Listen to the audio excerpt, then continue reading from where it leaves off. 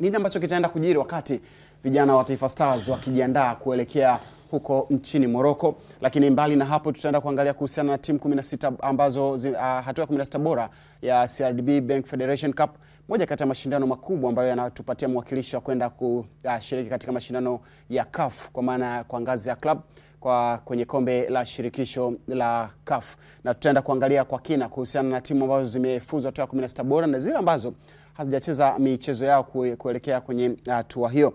Lakini mbali na hapo kimataifa yapo mengi ya kuzungumza. Wakati jana kwenye studio hii ya Azam Sports 1 HD ulikuwa unashuhudia vitu vingi ambavyo vilifanyika wakati Carabao Cup ikifanyika, finali ya mchezo huo ambayo ilichezwa kati ya Liverpool dhidi ya Newcastle. Baada ya miaka mingi, zaidi ya miaka 50, Newcastle inafanikiwa kupata taji rasmi la mashindano makubwa pale Uingereza. Na ilifanya nini? Ilimchapa Liverpool mabao 2-1 katika mchezo ambao ulimalizika kwa kipigo cha namna hiyo. Ni vijana wa Liverpool ambao bado hawajaamini kwamba wametoka kwenye UEFA mchezo huo kwa vuruga. Tutaenda kuangalia wakati ambapo utawadia kuchambua mchezo huo, na itakuwa ni kwenye The Pitch, taarifa ambazo huwa zinaangazia mashindano ama michezo kimataifa. Hapa barani Afrika yapo mengi. Joto la Afrika linakuwa linakusanya mambo mengi. Joto ambalo bado linaendelea kuikumba Afrika ni kutokana pia na mchezo ambao ulitakiwa kuchezwa pale Misri kati ya Zamalek dhidi ya Al Ahly. Mchezo ambao haukufanyika kwa kile ambacho Ahly alisema kwamba shirikisho la soka nchini humo limeenda kinyume na kile ambacho ama utaratibu ambao walikuwa wamejiwekea kwamba mchezo ambao unakutanisha ama dabi ya Kariakoo basi ikutanishe ichezeshwe na marefa ambao sio wazawa, yani sio marefari kutoka pale Misri. Lakini mchezo huo ulionekana kuwa na taswira mbalimbali mpaka pale ambapo Zamalek imekabidhiwa sasa alama 3 ambazo inaondoka nazo kuelekea huko ambako itaenda nazo. Lakini RS Berkane na wenyewe wameweza kufanya maajabu baada ya kupata taji lao la kwanza la ligi kuu nchini Morocco baada ya muda mrefu sana kuwa katika mawindo ya taji hilo. Hatimaye RS Berkane wameweza kupata taji hilo. Kwa Mamelodi Sundowns bado mambo ni magumu sana. Nini ambacho kinafanyika kule Afrika Kusini kwenye ligi kuu nchini Afrika Kusini wakati Mamelodi Sundowns wakibanwa na wakitandikwa na Orlando Pirates katika mchezo ambao umechezwa wiki iliyopita? Katika hayo na mengine mengi ambayo yanaenda kujiri kwenye kipindi cha Viwanjani, mimi Mangasore nitakuwa nawe mpaka tamati ya matangazo haya. Itakuwa ni majira ya saa 6 kamili za mchana ambapo tutakuwa tunaagana hapa. Nitakuwa na mchambuzi the Heavyweight Pundit Rashid Hamis, lakini bila kumsahau Faraj Mustafa ambaye yuko hapa kuhakikisha kwamba kila kitu ambacho kimeandaliwa hapa basi wataenda kukusaidia kukupatia ufumbuzi na kwa kila ambacho pengine utakuwa hukielewi vizuri, lakini pia kila ambacho unakielewa vizuri basi wataongezea zaidi na zaidi. Hii ni Viwanjani, baba wa vipindi vyote vya michezo nchini Tanzania. Tunaonguruma kutoka Tabata ya TOT yalipo makao makuu ya Azam TV. Karibu uwe nasi. Shwari. Shwari. Nzuri. Mambo yanaenda kama kawaida. Muda mrefu sisi. Mangasore na passport okay. Passport size. Passport maana ile hati ya kusafiria. Ni haki ya kila Mtanzania kupata passport.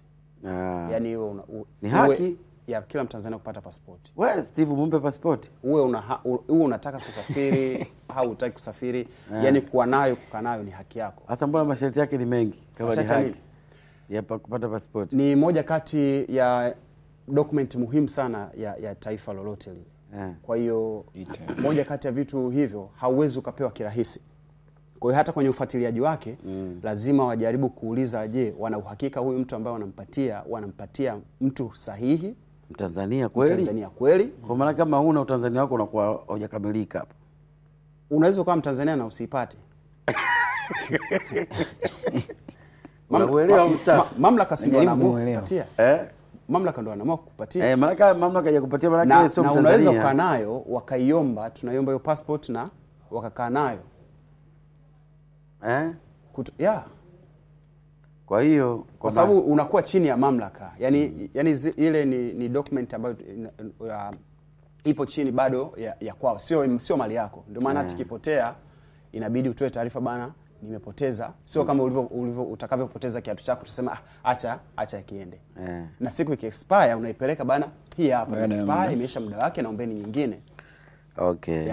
Kwa hiyo umeelewa? Kwa hiyo ni haki yako kuipata, ni haki yako kuwa nayo. Ni haki yako kuipata na ni haki ya taifa kukunyima.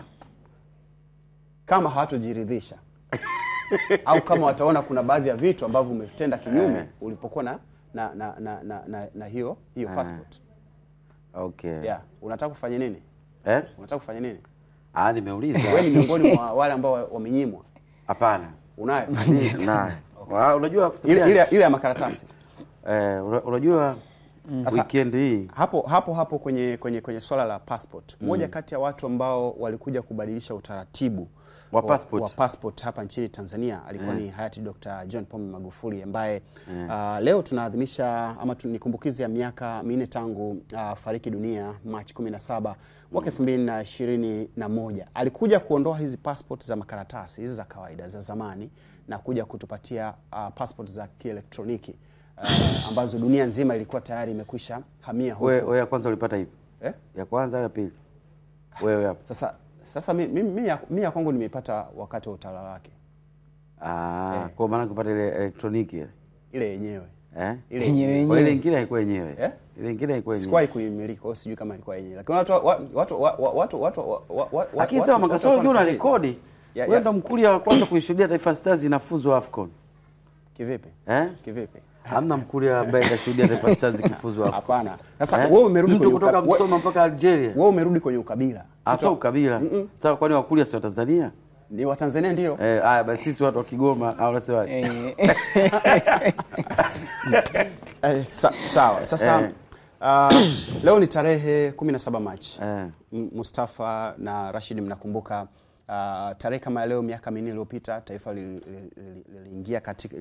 liliingia katika majonzi, na ilikuwa ni siku ambayo pengine wa Tanzania takriban 99% wa Tanzania walikuwa hawaamini taarifa ambayo ilitolewa na makamu wa rais wa kipindi kile Dr.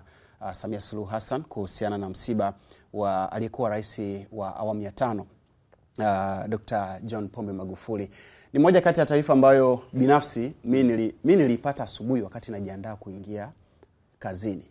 Unajua nilivyoingia kulala niliweka kindege. Sasa wakati naingia bafuni kujiandaa, jirani yangu huwa anapenda sana kufungua sauti ya redio yake kwa sauti sana.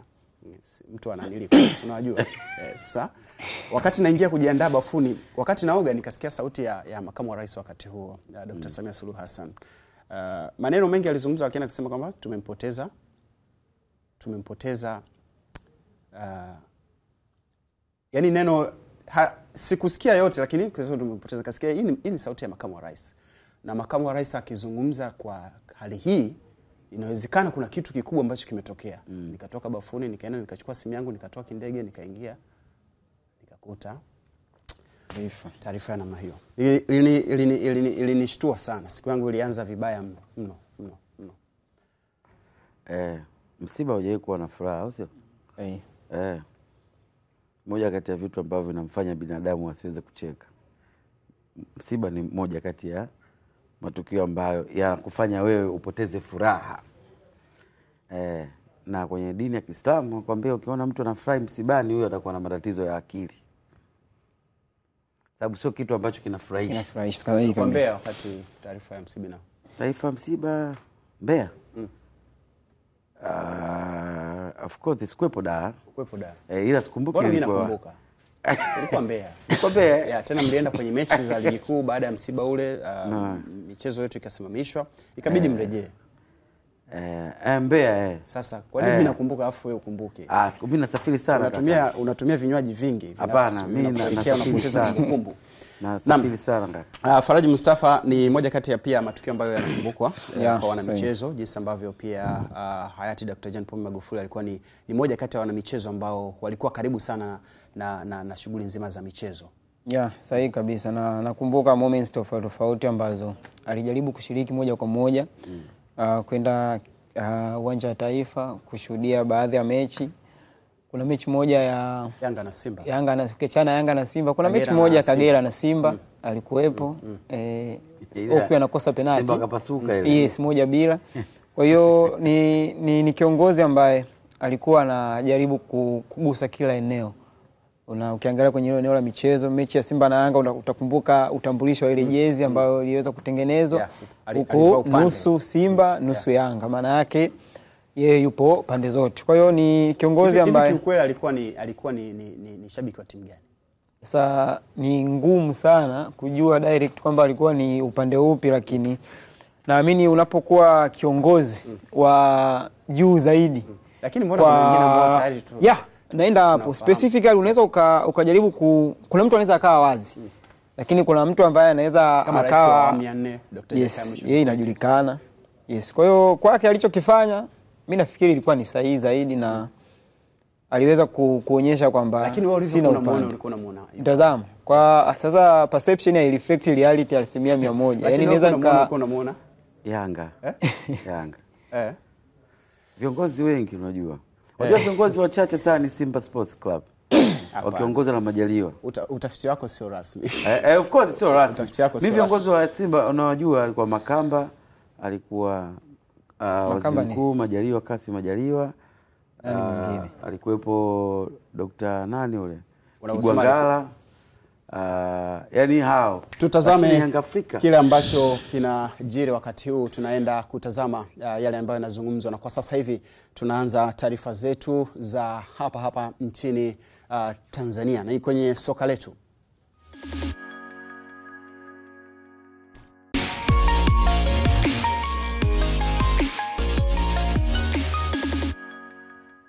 Na taarifa za soka letu zinaanza rasmi kama ambavyo kiashiria hicho kimeweza kukupatia nafasi ya kujua kile ambacho tunaenda kukifanya kupitia soka letu. Tunatazama michezo mingi ama taarifa za michezo ambazo zinajiri hapa nchini Tanzania. Taarifa kubwa ni kuhusiana na timu ya taifa ya Tanzania, Taifa Stars, ambayo imeingia kambini kuweza kujiandaa kuelekea kule nchini Morocco kucheza dhidi ya Morocco katika mchezo wa kufuzu finali za kombe la dunia 2026. Ni moja kati ya michezo ambayo inavuta ni kuvute ndani yake kutokana na jinsi ambavyo Taifa Stars imefanya hivi karibuni, hasa kwenye michezo ya ugenini. Mchezo wake wa mwisho ucheza dhidi ya Zambia na wakapata ushindi wa goli 1-0, bao la Waziri Shemtembo ambalo liweza kudumu mpaka dakika 90. Hivyo Stars ikaongeza alama 3 kwenye kundi lake na kufikisha alama 6. Lakini Morocco wenyewe wana alama 9 mpaka sasa kwenye kundi. Kile ukiliangalia kundi ni kama tunafuzu hivi. Kile ukiliangalia kundi ni kama tukimpiga Morocco tunaweza tukapata nafasi nzuri ya kufuzu kombe la dunia kwa 2026. Je, unaamini hicho kitu kitaenda kujiri? Ni wakati ambapo nitakupitisha uweze kuangalia kundi la timu la Taifa Stars, ambapo tupo kwenye kundi E, ambapo Morocco amecheza michezo mitatu, ameshinda yote, hajapata draw, hajapoteza. Magoli ni 10 ambayo amefunga, lakini amefunga goli 1, na katika tofauti ya magoli ya kufunga na kufungwa ni magoli 9 akiwa na alama 9 pia. Niger yupo kwenye nafasi ya pili akiwa na alama 6, ameshinda michezo 2, amepoteza mchezo 1, amefunga magoli 5, amefungwa magoli 2. Lakini Taifa Stars Tanzania hapo na iona ikiwa kwenye nafasi ya 3 ikiwa sawa na Niger, lakini tofauti ni magoli ya kufunga na kufungwa, ambapo sisi tumefungwa 2 na tumefunga magoli 2. Lakini Zambia wanaonekana kwenye nafasi ya 4 wakiwa na alama zao 3. Lakini Kongo, hii ni Congo Brazzaville ama Jamhuri ya Kongo, wenyewe wana alama, hawana alama, na Eritrea pia hawana alama kwa sababu Eritrea walijiondoa katika kinyang'anyiro hicho. Na Kongo pia sasa hivi wamepata ban ya FIFA baada ya kusemekana kwamba serikali imekuwa ikiingilia shirikisho la soka nchini humo. Sasa Rashid, hapa bila shaka na Mustafa, ni kwamba mbio zimebaki kwa timu 4 pekee.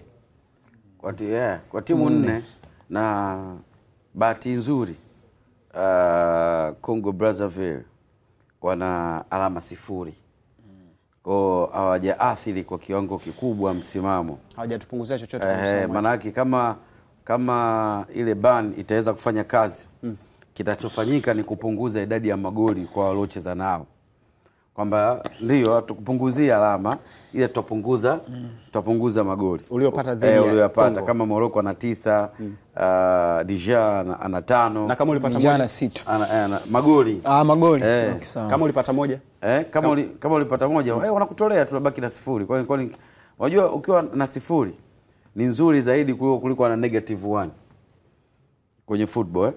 So unajua hicho kitu negative si ni deni. Sasa maana yake ukiwa na ile 0 ukitoa pale ikabaki una 0, kikubwa ni kwamba Niger kupata alama. Yaani hilo ndio jambo la msingi. Lakini kama ungekuwa umepata alama, unaelewa, alafu inatokea ile ban, inaweza kuja kuathiri msimamo wa moja kwa moja. Nafikiri hiyo ingekuwa ni mbaya zaidi. Ingeweza kuleta mshtuko hata kwa ambao wamecheza nao. Sisi nafikiri tumecheza nao sisi bado. Si ndio? Bado. Yes, kwa hiyo hatuna athari nao. Ila ni kwa nafasi kitu cha surprise ni kwamba kuiona Zambia wakiwa na michezo minne wana alama 3. Tanzania ina michezo 3 ina alama 6. Hiyo ndio kitu pekee ambacho unaweza kukaa uko surprise. Kwa kile kinachoonekana, Faraji Mustafa, unaona Tanzania inaweza ikaanza kuota hizo ndoto za kucheza kombe la dunia hivi karibuni kupitia hili kundi, ama kizuizi chetu kikubwa katika kundi hili ni Morocco kama ambavyo wengi wanaona? Wewe uamini? Wewe uamini katika hilo? Imekuwa na kauli inadai kwamba mpira unadunda. Wewe unaamini Morocco ni kikwazo au sio kikwazo? Naamini timu yote ni kikwazo katika kundi letu. Inawezekana timu zote zinaweza kaa ni vikwazo, lakini tunaangalia uzito ama ukubwa wa timu kwenye kundi. Kwa hiyo ukiangalia kwenye kundi letu, ukimwangalia Morocco, yani amejitenga na sisi, yani yuko mbali mno. Kwa hiyo maana yake ukubwa wake na ubora wake unampa nafasi kubwa zaidi ya kwenda hatua inayofuata. Lakini umeona Rashidi, kuna kitu ameongea kuhusu Zambia. Wana michezo 4 lakini wana alama 3. Ni surprise kweli. Kwa sababu gani? Ukigusa national team ya Zambia, asilimia kubwa wachezaji wake wengi wanatoka barani Ulaya. Hata kama sio zile top league nyingi, lakini kuna wale ambao wanatoka Ulaya Mashariki, unawakuta Ubelgiji. Ni ligi ambazo ni shindani zaidi kuliko ligi nyingi za barani Afrika. Kwa hiyo maana yake unategemea kitu kikubwa kutoka kwao, maana yake daraja. Kwa hiyo lazima uwe surprised kutokana na aina ya wachezaji ambao wanapatikana Zambia. Lakini pia Zambia hawa kuwa na alama 3 pia bado sio kwamba inatupa sisi unafuu zaidi, kwa sababu you never know, tuliweza kuwafunga, lakini kuna mazingira ambayo unaweza kuja kufungwa nyumbani kama ambavyo tuliweza kumfunga nyumbani kwao. Inawezekana naye akaja sehemu nyingine akapata alama. Kwa hiyo ni timu moja hapo ambayo pia mimi siondoi bado kwenye race. Niger unaiona, lakini unaweza ukasema tunaweza tukapambana. Lakini kikwazo kikubwa ni Morocco. Morocco kwa sababu historia, lakini pia ubora wa sasa hivi ambao Morocco anao yuko mbali sana. Tutakuwa na kumbukumbu za finali ya kombe la dunia, kwa timu ya kwanza, kwa timu ya kwanza kutoka barani Afrika kufika nusu finali. Kuna hiyo timu ambayo ilishawahi kufika. Zilipita timu nyingi na wachezaji wakubwa, Kameruni, Senegal walishia robo finali. Kwa hiyo kwangu Morocco kwenye uzito wa hili kundi ndio naona ni kikwazo kikubwa zaidi, kwa sababu ana kila kitu ambacho ametuzidi. Mchezaji mmoja, yani inabidi sisi tufanye kazi kubwa zaidi kuliko wachezaji wa Morocco. Maana yake kwenye nini? Kwenye vitu vingi. Kama kukimbia, maana yake sisi tunapaswa kufanya zaidi. Yani kama kushinda mipira juu, sisi na kwanza inabidi tushinde zaidi kuliko wao, ili mali tufanyaje tuweze kupunguza kasi ya asali kwenye goli letu. Kwa sababu naamini mara nyingi wao Morocco watakuwa kila sawa napiga hodi kwenye goli letu. Kwa hiyo sisi tutakuwa timu ya pili kukaa nyuma pale ambapo tutafanikiwa kuokota mipira ama kuishinda mipira ile ambayo tumejaribu kupambana kuzuia. Then tufanyeje? Tuchague shambulizi la pili kama silaha yetu. Nadhani hiyo ndio itakuwa njia nzuri zaidi. Lakini pia kumbukumbu zinatuonyesha namna gani ambavyo Taifa Stars sasa hivi imepunguza kufungwa magoli mengi ndani ya dakika, yani ndani ya mechi moja. Tutakuwa na kumbukumbu, nadhani last time mechi kubwa ambayo tulipoteza magoli mengi zaidi nadhani ni 7 dhidi ya Algeria. Thereafter sijaiona kipigo kikubwa zaidi. Maana yake pia kuna improvement. Naam, natamani kukiona. Siwezi kusema natamani kukiona, lakini najaribu kugusa namna ambavyo makocha ambao wamepita, Adel Mruchi ukimwangalia na Hemedi Morocco approach yao. Yani hiyo kitu cha kwanza zaidi wanafikia kwanza kuzuia. Kwa jinsi ambavyo unaainisha ni kwamba tumetoka kwenye timu ambazo zilikuwa zinakutana na vipigo vikubwa dhidi ya wapinzani, haijalishi wako vipi. Unaiona Morocco inatumia ukubwa wake kucheza na Tanzania kwa nidhamu, ama itaenda kucheza moja kwa moja ikijua kwamba inacheza na timu ndogo? Ukilinganisha aina ya wachezaji ambao wapo nao Morocco, wachezaji ambao tupo nao Taifa Stars, ni watu wawili au kwenye makundi mawili tofauti? Swali zuri sana. Yaani kocha yoyote ile kabla kuingia kwenye mechi anapofanywa interview, swali namna hiyo akiulizwa lazima asema naiheshimu timu pinzani. Haijalishi ubora ama udhaifu wa hiyo timu.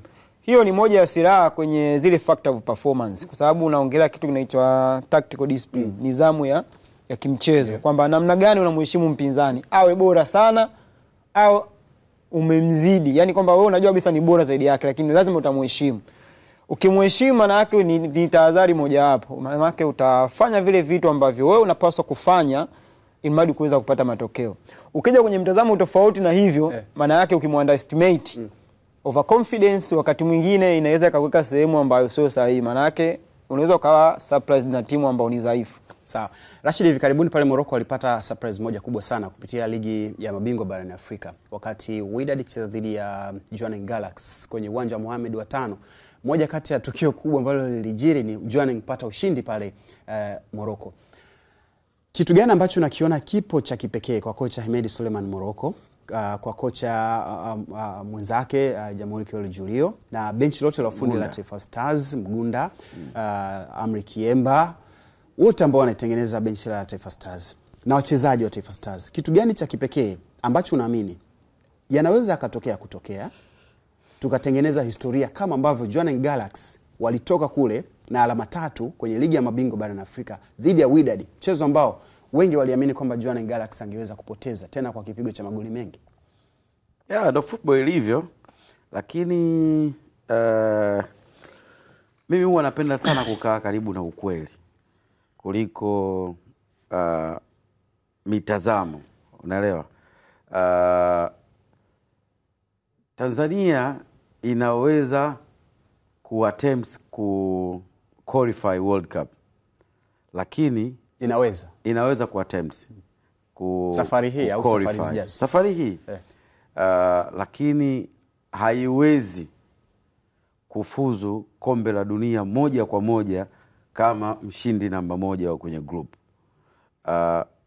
Inawezekana Tanzania tukapata hiyo opportunity kwa kuwa kama mshindi wa pili, kwa sababu bado mtu wa pili ana nafasi pia kama best loser kwenye ukusanyaji wa alama nyingi zaidi kuliko makundi mengine. Kwa nini unaamini moja kwa moja tuweze kufuzu?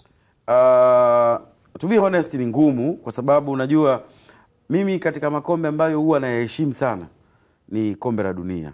Yani sio kombe ambalo unaweza tu from nowhere ukaje tukafanikiwa na ukaenda. Yani haijawahi kutokea hivyo. Ni kwa sababu mchakato wake unahitaji ukomavu, unahitaji process ya namna kuandaa timu yenu, namna ya kufika. Unajua Morocco katika uhalisia, Morocco ni kama generation yao ule ubora ni kama unaanza kupungua kiasi, lakini chui hata kizeeka vipi hawezi kuwa nyau, si ndio bwana? Sasa kwenye ule ubora ambao walikuwa nao Morocco ambao tuliona kwenye last World Cup, ashina Qatar, unaelewa? Ule ubora unaweza kawa umepungua kwa kiwango kiasi fulani, kwa sababu wakina Ziyech inaonekana ndo dakika zao za mwisho tena, unaelewa? Wakina Amrabat unaona kabisa sio watu ambao wanazungumzwa kabla ya World Cup walikuwa wanazungumzwa. Ashraf Hakimi azungumzwe kwenye ubora ambao alikuwa anazungumzwa kabla ya World Cup na baada ya World Cup. Kwa hiyo hawa wote sasa hivi ni kama wanatengeneza status ya kuendelea kubakiza ajira zao kwenye virabu.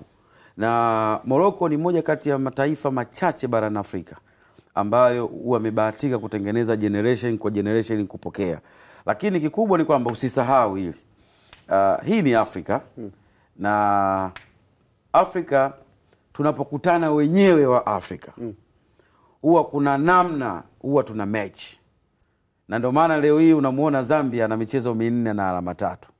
Afrika ipi unazungumzia mkikutana mna mechi? Afrika, yes. Kwa sababu au kama mtu anafikiria Sierra Leone angepata matokeo kwa Nigeria. Si ndio? Malawi ashakumfunga Cote d'Ivoire. Unaelewa? Yaani bingwa Afrika anaenda kupata tabu dhidi ya Malawi nyumbani kwake. Si unaelewa? Ndio Afrika hiyo, unaelewa? Lakini ukirudi kwenye uzania ni ngumu sana kukompea Morocco na Tanzania. Lakini when scam wanapokuja kucheza kwenye dakika 90, unaweza usiione hiyo picha halisi ya kuona Morocco atapata matokeo ya goli nyingi. Anaweza kupata matokeo, lakini sio kwenye idadi kubwa ya magoli ambazo mtu anaweza kufikiri. Sawa Rashid, tutazungumza mengi nadhani kuelekea pia kwenye mashindano hayo ambayo tunaenda kutazama mchezo huu kichezwa tarehe 26 mwezi Machi. lakini kikosi kitaondoka takriban siku kadhaa kabla ya mechi hiyo kuchezwa. Nadhani tarehe 20 hivi kikosi 21 hivi kikosi kinaweza kikaondoka kuelekea huko Morocco. Yapo mengi ya kuzungumza kwenye hilo swala, na kama sio leo basi tutaweza pia kukutana nalo kesho kwenye vipindi mbalimbali hapa Azam TV. Iwe ni mshike viwanjani kipindi cha usiku, ama ni viwanjani Azam TV, ama Sport AM, ama vipindi vingine vyote wataenda kuangalia hilo swala. Sasa turejee kutazama taarifa nyingine ambayo inahusu ratiba ya 16 bora ya kombe la shirikisho la CRDB Bank ambayo imeonekana, lakini kwangu mimi bado naona ni ratiba ambayo inaweza ikawa na mabadiliko kidogo. Stand United inacheza dhidi ya Giraffe Academy. Mchezo huu utachezwa tarehe 26 mwezi Machi, lakini tarehe 27 Machi tutashuhudia mchezo kati ya Simba dhidi ya Bigman FC, na tarehe 28 kutakuwa na mchezo kati ya Tabora United dhidi ya Kagera Sugar. Mchezo mwingine utachezwa tarehe 29 ambao utakutanisha Mashujaa dhidi ya Pamba Jiji, lakini mchezo mwingine ni mchezo kati ya Yanga dhidi ya Songea United. Ni timu mbili timu takriban 4 ambazo hazipo kwenye ligi kuu ya NBC, kwa maana nikianza kuitazama Stand United, Giraffe Academy, lakini pia Bigman, timu 5 pamoja na Songea United, kwa maana ni timu 4. Yes, Stand United, Giraffe, Bigman pamoja na Songea United. Mbeya City alimtoa Mtibwa. Mbeya City kamtoa Mtibwa. Championship kuna timu 4 maana yake. Ndio zilizo hiyo ratiba. Mbeya City kamtoa Mtibwa. Yes. Lakini ratiba iko hivi. Hapo nakusikana Mbeya City ambaye anaenda kukipiga na kuna moja ambayo inakosekana. Anakosekana nani? Atoka 16 bora. Kama Mbeya City ipo. Mbeya City kamtoa Mtibwa, kamfunga 2-1. Umeiona kwenye ratiba? Umeiona kwenye ratiba? Ratiba sijaiona, si ndio unaniambia hapo, ndo naangalia hapo kwenye template. Lakini Mbeya City yupo. Kama ni CRDB maana yake Mbeya City kamtoa Mtibwa, maana yake hayumo. Sasa sikiliza nikueleweshe. Tatu zilishachezwa. Si unakumbuka? Mbeya City na Mtibwa. JKT atakuwa anacheza na JKT ashacheza. Sasa unasikia? Pale JKT yupo. Sasa unasikia? Hayupo kwa sababu hizi ni zile ambazo hazijachezwa. Umeelewa? 3 zishachezwa.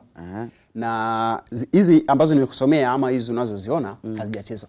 Lakini mimi wasiwasi wangu mkubwa ni kwenye mchezo kati ya Simba dhidi ya Bigman Football Club, kwenye mchezo kati ya Young Africans dhidi ya Songea United. Wachezaji wengi wanaounda timu ya taifa ya Tanzania Taifa Stars, wengi wametoka kwenye klabu za Simba, Yanga, Azam. Lakini hata kimataifa klabu hizi mbili Simba na Yanga zimelisha mataifa yao kwenye mataifa mengine. Yaani kwa kuchukua kwa wachezaji kutoka kwenye mataifa mengine mama. Sasa Simba anacheza tarehe 27 mwezi wa 3, ambapo mchezo wa mwisho ama mchezo wa Taifa Stars upo tarehe 26 mwezi. Hiyo mbona jambo jepesi tu. Hauchezwi. Yaani hauchezwi kiwema au? Wema kiwema. Kiwema hauchezwi. Kwa sababu maana unaposema hauchezwi unasema kibabe alafu sasa hilo jambo liko wazi tu. Maana kwa sababu wanasema wachezaji kuanzia 3 wakiitwa national team, yani timu inapata reason ya kutokucheza hiyo mechi. Kwa hiyo mchezo huu Simba wana wachezaji 6. Kwa hiyo mchezo huu loko na yani Simba wana wachezaji wa nani tuseme? Wachezaji 6 wa loko national team. Afu Mkwala na Kamara 8. Haya, achukua nao wachezaji 8. Yanga na Young Africans na wenyewe wana wachezaji zaidi ya 5. Tena wao wengi wanafika hata 10 ambao wameitwa timu ya taifa. Sasa wanachezaji hapa. Ndani na nje sahihi. Obviously utabidi wasubiri tu. Yaani hiyo michezo itasubiri tu. Ni ratiba hivi karibuni, na maana kwamba pia itasogezwa tu, itasogezwa tena kwa sababu watakuwa kwenye majukumu mengine. Kwa sababu hizo tarehe manake kuna majukumu mengine. Watacheza hawa ambao watakuwa na nafasi kuweza kujaribu ili jambo liende limalizike kwa muda. Na of course unaweza kuona kama watapata advantage, lakini inawezekana pia nenyewe sio advantage. Si unaelewa? Kwa sababu huko wanapokwenda kucheza wanaenda kutoa damu ya kutosha. Kwa sababu hizo tiketi ambazo wanaenda kuzitafuta, kumbuka ni tiketi za kufuzu kombe la dunia. Kwa haiwezi kuwa rahisi kama namna ambavyo unaiona fixture imekaa ya CRDB. Sio? Yaani huwezi kutegemea kumuona Kibu, Baka, Jobu, Kagoma, wakienda kule wakirelax, wakiamini kwamba tuna mechi ya mchezo wa CRDB. The same kwa kina Diala, kina Azizi. Turudi kwenye aina ya wapinzani ambao wanakutana nao kwenye hatua ya 16 bora. Nianze na Faraji. Bigman FC, timu kutoka Tanga ambayo inatumia uwanja wa Ilulu pale Lindi kama uwanja wa nyumbani baada ya uwanja wa CCM Kokwani kuwa kwenye marekebisho makubwa. Coastal Union wenyewe wakaamua kuelekea kule Arusha, lakini Bigman wenyewe wakaamua kuelekea kule Lindi. Unaona ni timu ambayo inaweza ikaja na kitu kipya kama ambavyo Mbeya City imekuja na kitu kipya, kama ambavyo Stand United, Songea United, lakini pia Giraffe Academy wamefanya kitu cha aina yake mpaka wamefika hatua 16 bora. Yaani bado kutakuwa kuna faida kubwa zaidi kwa Simba kwenye hiyo mechi, kwa sababu ukiangalia Bigman walimtoa Tanzania Prison. Tanzania Prison ambaye anasuasua. Lakini kiuhalisia unapoweka kwenye mizani kati ya Bigman na Simba, kuna daraja kubwa sana ambalo linaonekana la mpishano wa mchezaji mmoja mmoja. Bigman ya Zuberi Katwira ina wachezaji ambao wameshacheza ligi kuu kwa muda mrefu miaka ya nyuma, wana uzoefu mkubwa, lakini kuwa na uzoefu tu haitoshi. Unaweza kuwa na uzoefu lakini ndani ya zile dakika husika za mchezo unatoa kitu gani? Wana mtu kama Salum Kanoni, Jafari Mohamed, wana Ali yule beki. Kanoni kitambo sana. Umeona, lakini anazima kule. Wala mtu kama Salum Kipaga nadhani yuko pale, Mohamed Ibrahim Kabaya alipita Simba, alitoka Mtibwa Sugar akaja Simba. Unapata hiyo, unaona hiyo cream. Alafu wana striker hao mmoja hivi Selemani Kibuta. Naye ni mtu wa zamani, ni striker mwandamizi. Kwa hiyo nimejaribu kugusa hao baadhi ya wachezaji ambao sio wageni kwenye soka la Tanzania. Lakini performance yao kwenye championship bado huioni kama ikiwa kubwa zaidi, kwa sababu wapo karibia nafasi ya 7. Kwa hiyo unaweza ukaangalia ni namna gani bado sio kwamba ni bora sana kwenye championship, lakini huku wameweza kufanikiwa kwa sababu ni mchezo ambao dakika 90 umefanikiwa kupata goli, umezuia vizuri, unaenda hatua inayofuata. Sasa ukilinganisha na Simba, unaweza kusema Salum Kanoni yule wa miaka ile tunemjua na huyu wa leo akutana labda na Elim Panzu kwenye 1v1, utaona vitu gani? Maana yake inawezekana kwa una kazi kubwa zaidi ya Bigman kuzuia kuliko kusogea juu.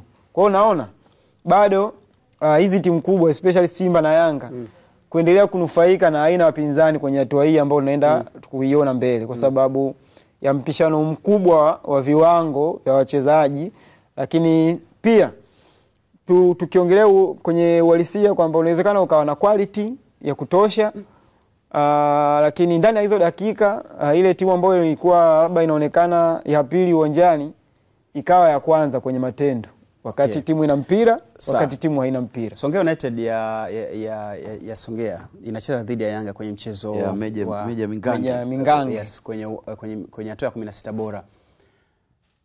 Kuna chochote ambacho unakiona kwenye mchezo huu cha tofauti, kwa sababu wengi sana wanampatia nafasi ama ilivyo kiuhalisia? Ukiangalia profile ya hizi timu zote mbili, timu ya kwanza lazima itakuwa Young Africans dhidi ya Songea United. Of course iko hivyo, kwa sababu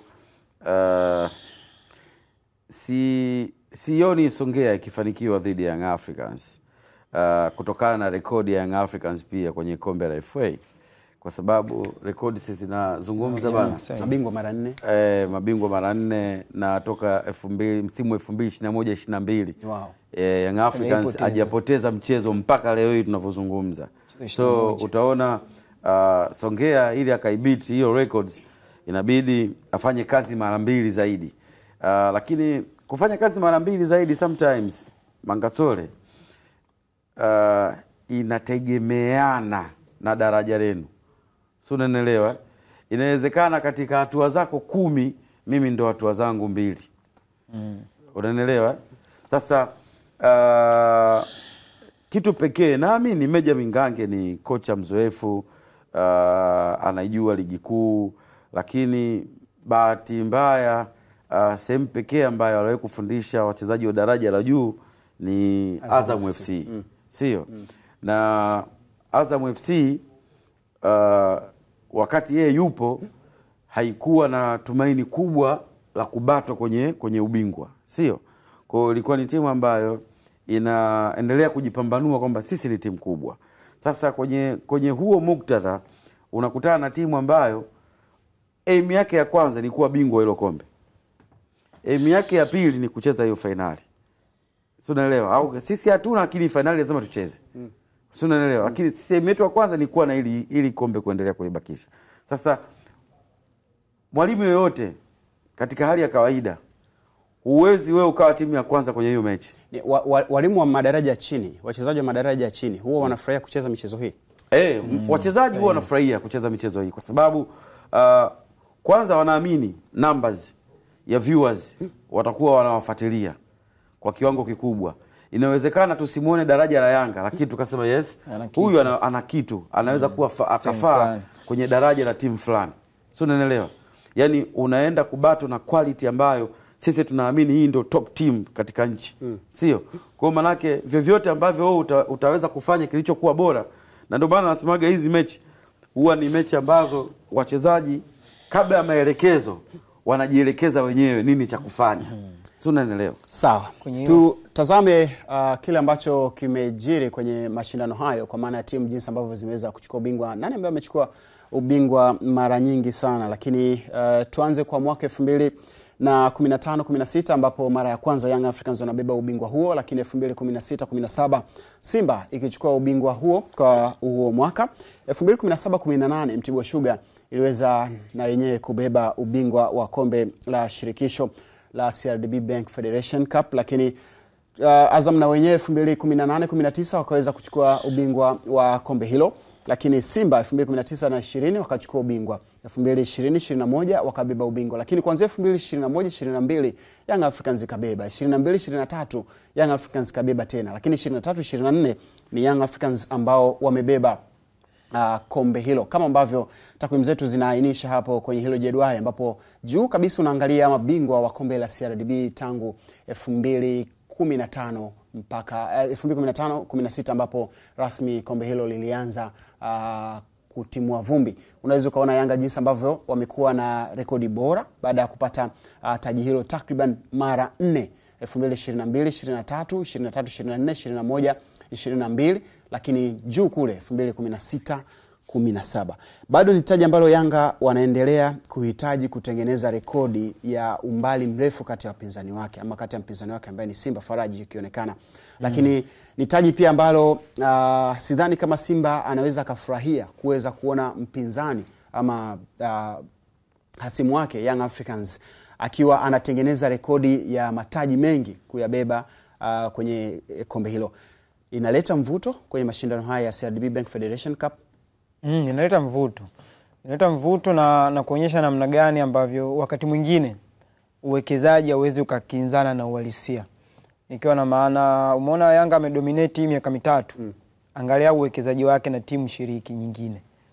Na namna ambavyo walikuwa wanakutana nazo na wanavyozichallenge. Ndio unapata picha halisi kwamba alichukua katika mazingira ambayo wakati mwingine unaweza kuona anapoteza, lakini kuna quality na kuambia wakati mwingine haijaisha mpaka iishe. Kwa hiyo kwangu naona ni ubora ambao umekuwa wa muendelezo kwa Yanga. Lakini kingine ambacho umekiongelea kuhusu kwamba namna gani kwamba mpinzani wake wa jadi zaidi ambaye ni Simba na mara 3 yeye ana mara 4, namna ya kuweza kupunguza gap, kwa sababu ukiangalia msimu huu Azam tayari tunamtoa pale. Hayupo. Si ndio?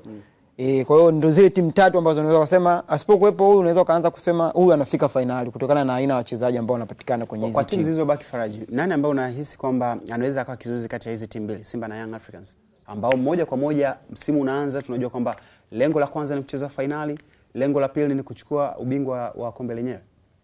Ukiangalia yani hizi timu kwanza Simba na Yanga zinasimama kama za yani sehemu tofauti na timu nyingine ambazo zimebaki. Kwenye kundi la pili? Kwenye kundi la pili unaona kwa mfano hapa inawezekana watu ambao hawajui Mbeya City inawezekana wakaichukulia kwamba ilivyofika imebahatisha, lakini ukiangalia Mbeya City ina Premier League material, yani wachezaji wake wengi ni wachezaji ambao hata ligi kuu wameshacheza ama wana uwezo wa kucheza. Ndio maana pia tunaona wameweza kutoa challenge nzuri sana. Ni timu ambayo hatuioni sana ama hatuifuatilii kwa sababu hauwezi ukawa unaona game zake, si ndio? Singida wapo, lakini Singida wapo Singida Black Stars.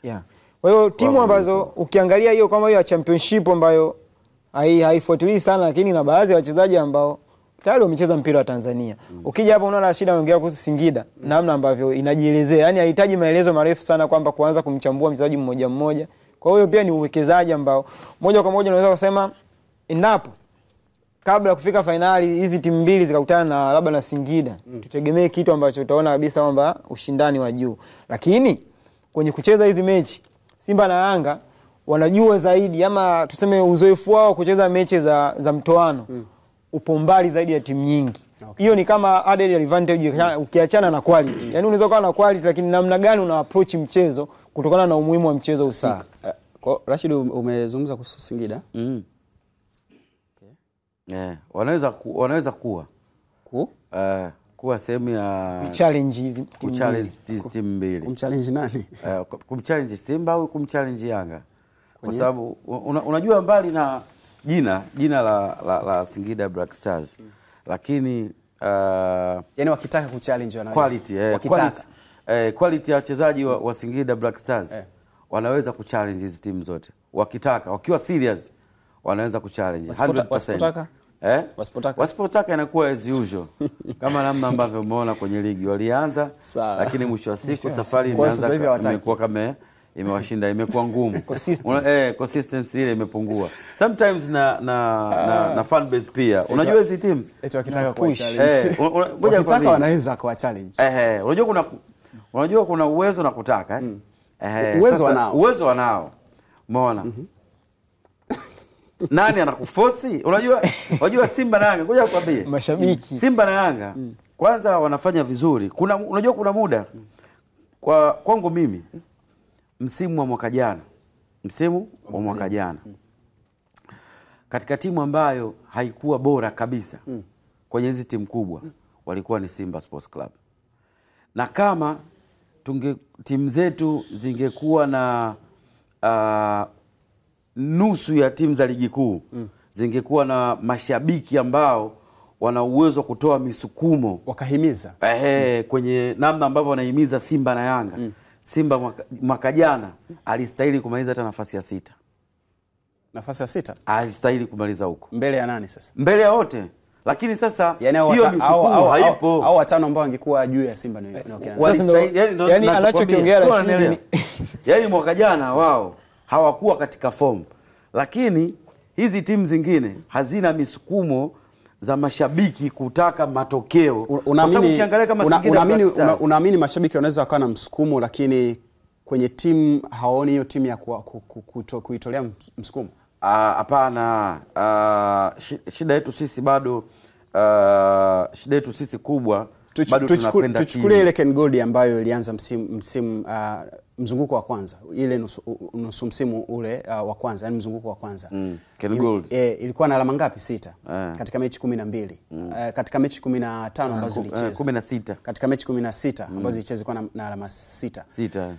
Kwa aina ile ya timu unaisukuma vipi iweze kupambana na timu nyingine? Unajua pia msukumo unaendana na timu. Kwa mfano sasa hivi mashabiki wa Simba wanaambiwa kwamba timu inajengwa. Lakini wanaweza wakatoa msukumo kwa jinsi ambavyo wanaona wapinzani wao walivyo na jinsi ambavyo timu yao inacheza. Unajua msukumo ambao unaozungumzia hapa. Kwa kutolee mfano mzuri utanielewa. Naomba.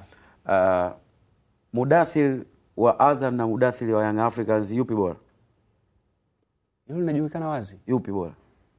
Kwani Mudathir anacheza wapi sasa? Ndio sema wewe ndio unaomba kuuliza. Yupi bora? Iko wazi. Wa Young Africa ni wa Yanga Africa. Wa Young Africa, si ndio?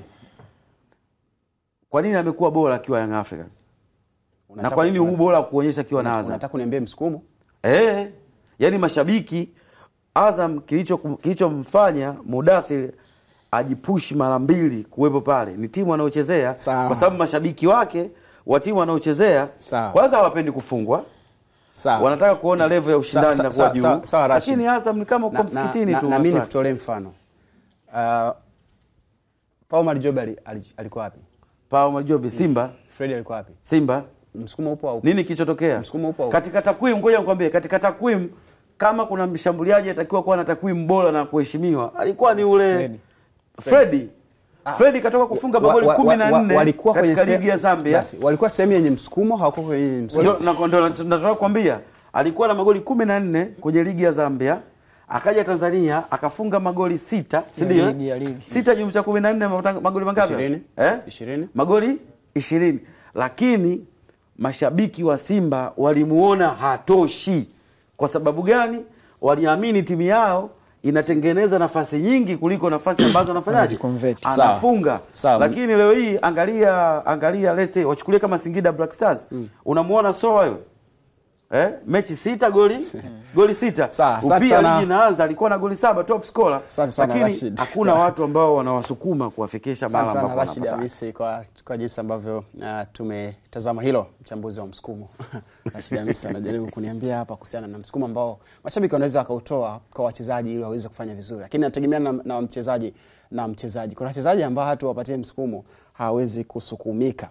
Timu zilizotoa ubingwa mara nyingi sana wa CRDB Bank Federation Cup ni Simba ambayo ni Young Africans ambayo ni mabingwa mara 4, lakini Simba Sports Club ni mabingwa mara 3, Azam ni mabingwa mara 1, Mtibwa Sugar ni mabingwa mara 1. Mtibwa Sugar ilichukua ubingwa huo mbele ya Singida United kwenye uwanja wa Shamra Bed pale Arusha, lakini Azam FC yenyewe ikichukua ubingwa wake huo mmoja mbele ya Lipuli kwenye uwanja wa Ilulu pale Lindi. Lakini Young Africans, Simba imewahi kuchukua ubingwa mbele ya Young Africans, mbele ya Mbao na Namungo. Na Namungo, yes. Na Namungo akicheza kule uwanja wa Siko Songea Sumbawanga, uwanja wa Nelson Mandela.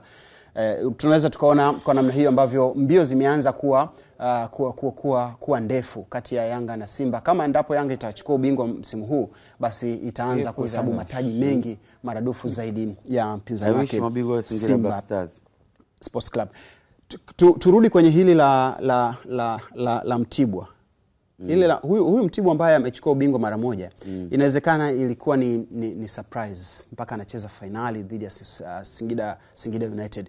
Hivi karibuni tunaweza surprise walikuwa bora. Sawa, hivi karibuni tunaweza tukaona timu nyingine ambayo sio Simba, sio Yanga, sio Azam inaenda kucheza finali na kuchukua ubingwa. Na hiyo na Singida Black Stars wakitaka. No, kwa sababu unajua Singida Black Stars wakati wanaanza ligi walisema malengo yao ilikuwa ni kuwa mabingwa, malengo ya kwanza wa ligi. Wakasema baadaye naona kauli kabadilika, wakasema wanataka kuwa ndani ya top 4. Na kidogo unaweza kusema maonyesha hiyo dhamira ya kuendelea kuishi ndani ya top 4. Lakini kwenye kombe la CRDB kwa timu za ligi kuu mimi naona huwa zinapita shortcut kutokana na face ambayo wao huwa wanaanzia. Unakutana na timu nyingi ambazo zimepita kwenye changamoto kubwa na nini unafika pale wewe njia yako inakuwa ni rahisi. Singida Black Stars kitu ambacho najaribu kufikiri kwamba wanaweza wakawa mabingwa wa kombe hili ni kutokana na uwepo wa ushiriki wa timu zilizokuwepo ambazo tunaamini ndio serious contenders. Mfano Simba yupo kwenye kombe la shirikisho na yupo closed kabisa, tofauti ya alama 1 dhidi ya Young Africans kwenye ubingwa wa NBC. Sio mahitaji ya kwanza ya Simba Sports msimu huu ni kuwa bingwa wa ligi, sio shirikisho. Mahitaji ya kwanza ni kurudisha ubingwa wa NBC, si ndio? Alafu jambo la pili ni kwenda kuwapa ubingwa wa kombe la shirikisho. Kwa hiyo unaweza ukaona kwenye namna ya kuliendea kombe la CRDB inaweza ikaenda kwenye namna ambayo hata kama watalipoteza haitakuwa sehemu ya majuto. Okay. Unaelewa? Sawa.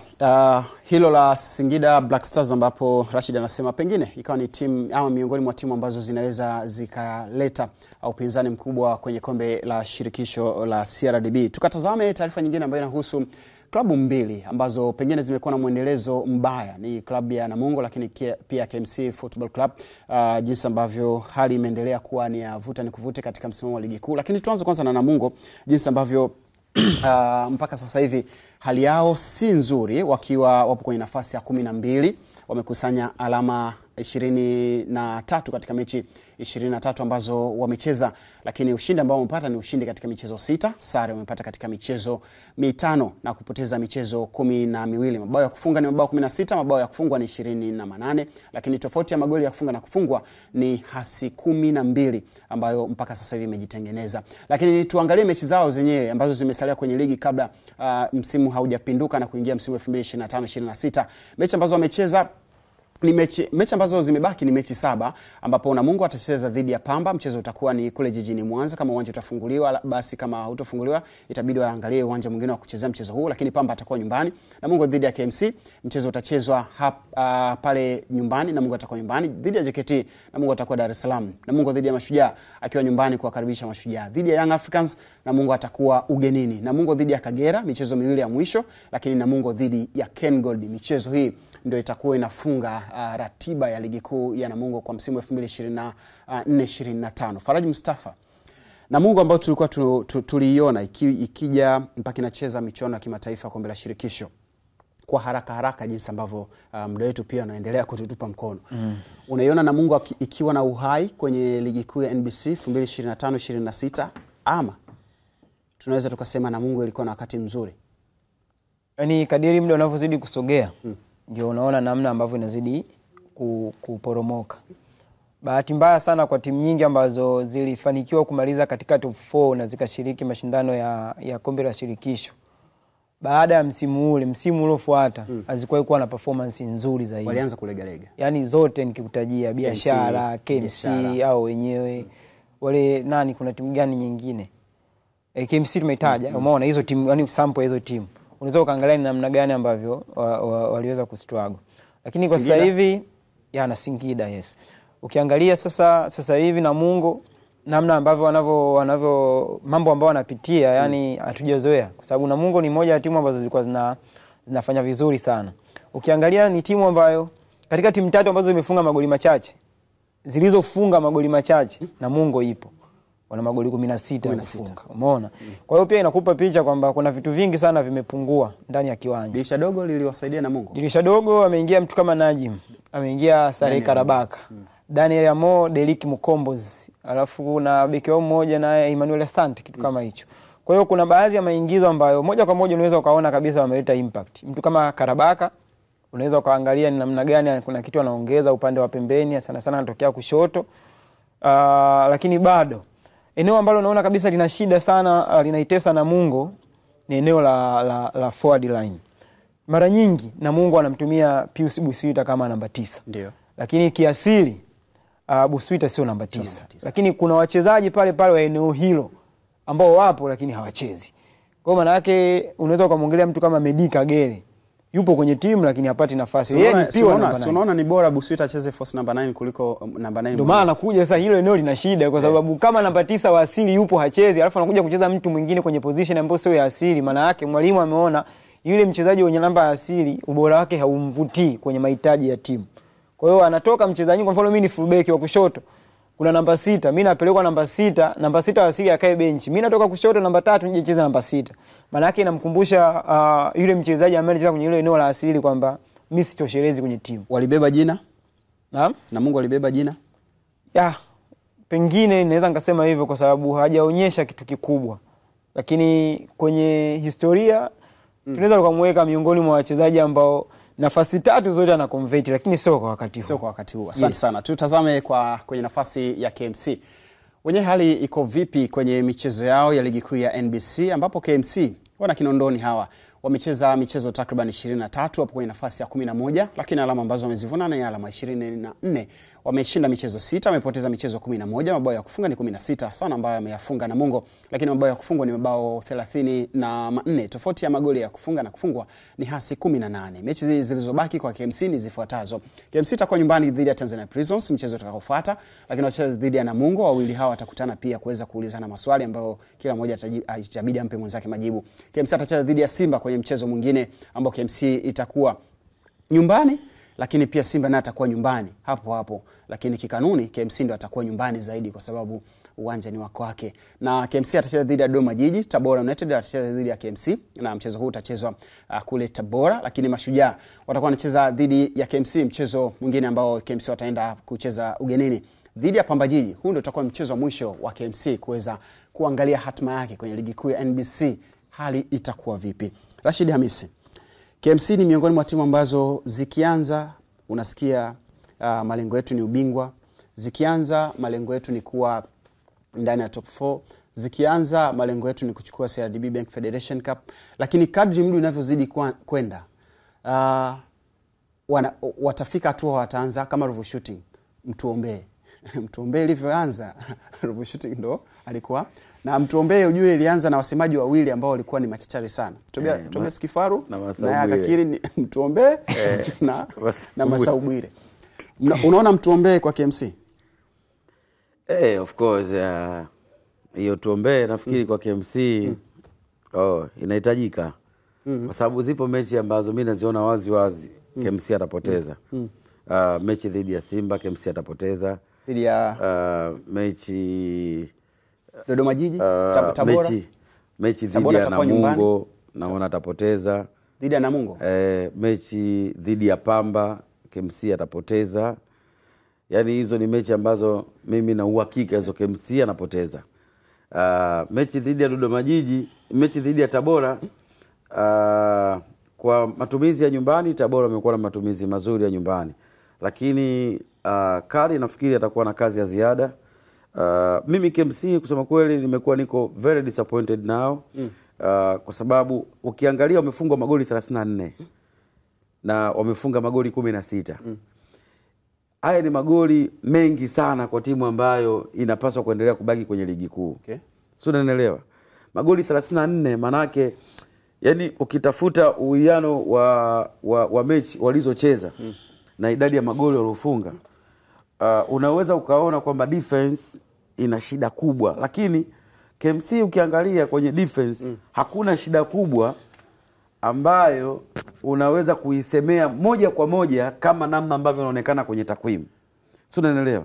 Lakini KMC shida kubwa ni kwamba wale wanaocheza eneo la ushambuliaji, kuanzia kiungo cha ushambuliaji mpaka eneo la ushambuliaji, wamekuwa hawana uwezo wa kukaa na mali kwa muda mrefu na kumfanya mpinzani kutokuamini kwamba hawa hata wakitunyang'anya mpira wao wanakuwa ni hatari. Kuna tofauti ambayo ameitengeneza Kaliongala tangu amefika KMC. Utofauti upo kwa sababu utofauti sura uona kwenye kile ambacho mwalimu anataka timu yake ikidisplay.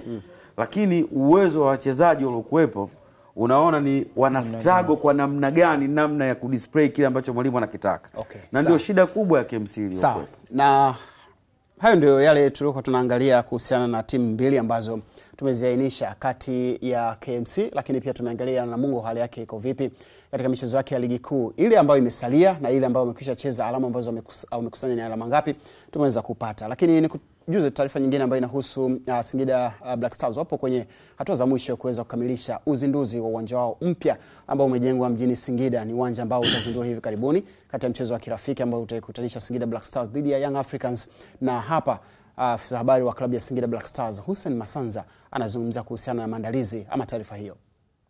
Singida Black Stars tumetangaza kwamba tunatarajia kufanya uzinduzi mkubwa wa uwanja wetu wa kisasa ambao umekamilika katika awamu ya kwanza tarehe 24 mwezi huu wa March mwaka 2025, na tunawakaribisha sana wapenzi na mashabiki wetu pamoja na wadau mbalimbali wa mpira wa miguu kuja kushuhudia tukio hili la kihistoria.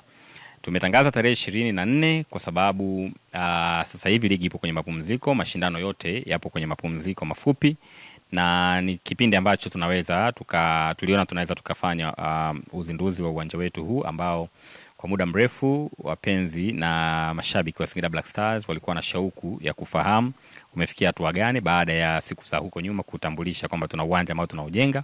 Kwa hiyo ni habari njema kwa mashabiki wetu wote. Sasa kuelekea uzinduzi huu, kama uongozi wa club tunafanya maandalizi kuhakikisha kila kitu kinaenda sawa, na tunachosubiri ni tarehe ifike ili wadau na mashabiki pamoja na wapenzi wa football Tanzania waweze kushuhudia uwanja wetu. Uwanja wetu Airtel Stadium tumeuipa jina hilo kutokana na makubaliano ya kimkataba kati ya Singida Black Stars na kampuni ya mawasiliano ya Airtel, na ambao ndio wafadhili wakuu wa ujenzi wa uwanja huu. Na mkataba wetu na Airtel Tanzania, moja ya vipengele vilivyopo kwenye mkataba ni kuupa jina la Airtel Stadium katika kipindi cha mwaka mmoja ama msimu mmoja wa football. Kwa hiyo msimu huu mmoja tutauita Airtel Stadium, na baada ya hapo sasa tunaweza tukatambulisha jina rasmi la uwanja wetu ambao litatumika milele na milele kwa muda mrefu zaidi. Lakini pia ukiachana Airtel, tunamshukuru sana Mohamed Dewji ambaye aliasisi mchakato mzima wa uwanja huu kipindi akiwa mbunge wa Singida hapa Singida mjini, na hatimaye lile wazo lake, yale maono yake aliyokuwa nayo, Singida Black Stars tumekuja kuyafanyia kazi zama hizi, na hatimaye tumeweza kukamilisha hatua ya awali ya uwanja huu. Sasa nitoe tu taarifa kuhusiana na mwenendo mzima wa uwanja huu. Uwanja huu utajengwa kwa awamu 3. Awamu ya kwanza ndio hii ambayo imekamilika, tunaenda kuitambulisha kwa sababu itaturuhusu kuweza kuutumia kwa ajili ya mechi zetu. Lakini kuna awamu 3 ambazo zikikamilika basi tutakuwa tumefikia vigezo vya kimataifa kwa maana ya FIFA na CAF, na hiyo ndio ndoto yetu kubwa. Uwanja wa Airtel Stadium uweze kuwa kitovu cha mashindano yote yenye hadhi ya kitaifa pamoja na kimataifa. Kwa sasa tupo hatua ya awali ambayo tumeshaikamilisha, na katika hatua hii ya awali uwanja unaweza kuhudumia una uwezo wa kuhudumia mashabiki 5,000 mpaka 6,000 hivi, lakini utakapokamilika katika awamu zote 3, matarajio yetu uwanja utaweza kuhudumia mashabiki 15,000. Hiyo ndio ndoto yetu kubwa ambayo tuko nayo, na insha Allah tunaamini kila kitu kitaenda vizuri. Lakini tutumie fursa hii pia kuwashukuru NBC Bank ambao wamekuwa bega kwa bega na sisi kuhakikisha kwamba uwanja huu, wazo hili na mipango hii inatimia, na hatimaye leo hii imetimia katika awamu ya kwanza. Na bila kuwasahau Azam Media kupitia Azam Max wametupa udhamini mkubwa na kutuchangia kiasi kikubwa cha fedha ambacho pia kimetuwezesha kuweza kufikia hatua ambayo tumefikia. Lakini wadhamini na wadau wengine wapo wengi kweli kweli sana. Sasa kubwa katika uzinduzi wetu huu hatuwezi kuliacha, tuna mechi ya kirafiki yenye hadhi kubwa kwa sababu ni mechi kubwa, tunaenda kucheza dhidi ya Yanga, na taarifa iwe rasmi kwamba mechi yetu dhidi ya Yanga kiingilio kitakuwa na shilingi 5,000 peke yake. Ukija na shilingi 5,000 yako ukanunua tiketi yako, maana yake unaweza kukaa sehemu yoyote. Hii inakuwa ni ofa maalum kutokana na siku maalum ya uzinduzi, na kuna mambo mengi sana siku hiyo. Mambo ni mengi, burudani za kutosha, lakini kubwa ni hiyo mechi dhidi ya Yanga ambayo kwa msimu huu tuliona tucheze na Yanga kutokana kwanza kipindi hiki ambacho tunaenda kuzindua uwanja wetu. Mechi ambazo tumeshacheza ama wapinzani ambao tumeshacheza nao, hasa hao ambao tuko nao top 4, wote hatujarudiana nao kwenye mzunguko wa pili. Ni Yanga peke yake tumeshamalizana naye kwa msimu huu, kwa hiyo imekuwa ni fursa kwetu. Kwa hiyo timu nyingine ambazo tuko nazo top 4 kutokana na mazingira imekuwa ngumu kuzialika kuja kucheza mechi, lakini klabu zote za ligi kuu tumezialika kuja kushuhudia uzinduzi huu wa kihistoria. Hii ni taarifa ya Hussein Masanza akizungumzia maandalizi ya timu ya Singida Black Stars kuweza kuzindua uwanja wao mpya ambao wameujenga pale Singida. Moja kati ya vitu ambavyo vinanipa maswali mengi, hivi Singida hamna smartphone? Kwa nini? Mbona uwanja tuone? Wamefanya siri, si iwe surprise. Lakini kikubwa tu wapongeze. Eneo la wazi, uwanja unajengwa eneo la wazi. Hata picha ndogo. Wameamua tu kufanya siri, sio lazima wewe uone. Na ndio maana uko mbali. Mtipa, unajua Mtipa mbali. Kwa hiyo kwenda ni ndo mbali. Mtipa mbali. Wapiga picha wanaweza kaendelea ni mbali. Kutoka Singida mpaka Mtipa ni zaidi ya lisali 1.5 hivi. Okay. Hata watu wa Mtipa tu wameshindwa jamani. Unajua Hussein Masanza alivyoniambia kwamba ninunue tiketi, nikafikia ninunue tiketi sijaona uwanja. Unajua Singida ni mji fulani kidogo hivi. Ila uwanja upo. Kwa sababu Singida ukitoka unajua Singida ukitoka Kibaoni uhakika uwanja upo. Uwanja upo. Uwanja upo. Kwa sababu uwanja mimi nimeanza kusikia muda mrefu na yani umeuona. Kwenye kuona ndo nitaenda kuona.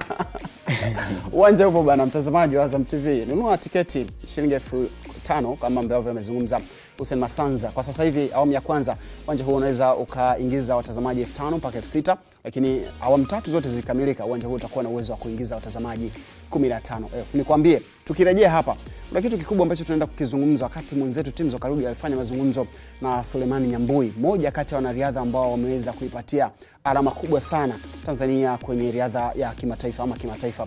Tutaenda kujua nini ambacho amekizungumza mzee wetu Selemani Nyambui wakati huu ambapo bado tumeendelea kutambua umuhimu wake kwenye riadha hapa nchini. Hii ni Viwanjani, baba wa vipindi vyote vya michezo nchini Tanzania. Pumziko mafupi, tukirejea yapo mengi ya kuangalia.